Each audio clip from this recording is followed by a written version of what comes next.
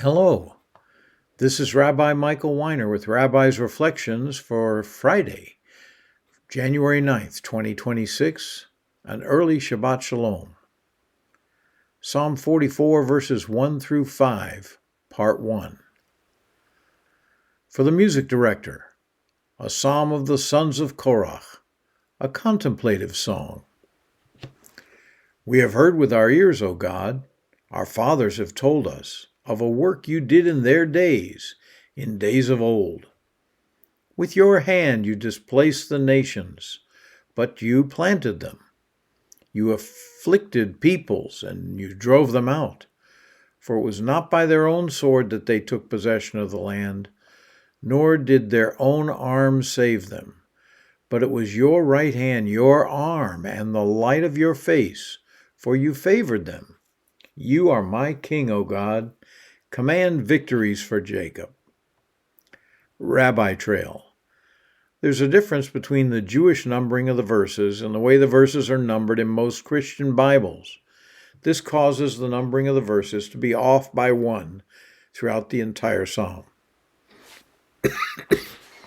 The Jewish Bibles make the introduction stand alone and label it verse 1, while the Christian Bibles mostly combine verses 1 and 2 into one verse.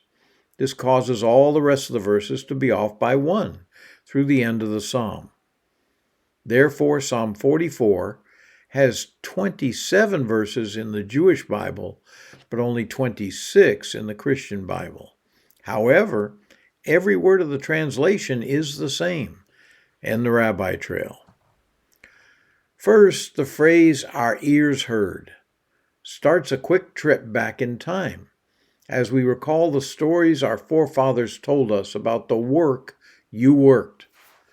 The word for worked is actually used twice.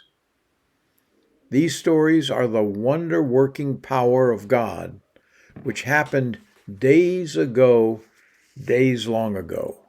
Yes, the word for days is used twice also. And how was that wonder-working power manifested? The children of Israel were victorious over the inhabitants of the land. The testimony of these victories appears throughout the book of Joshua.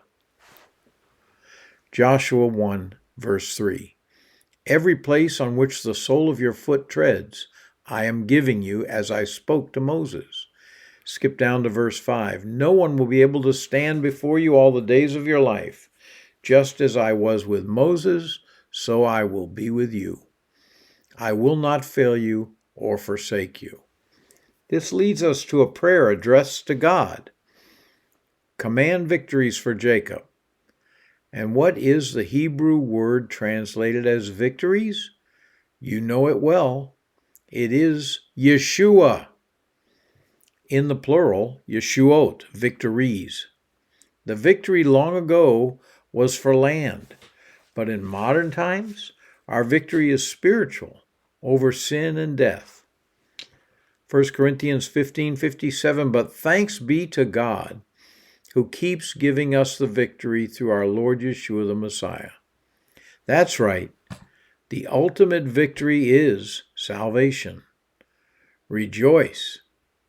Shalom, shalom.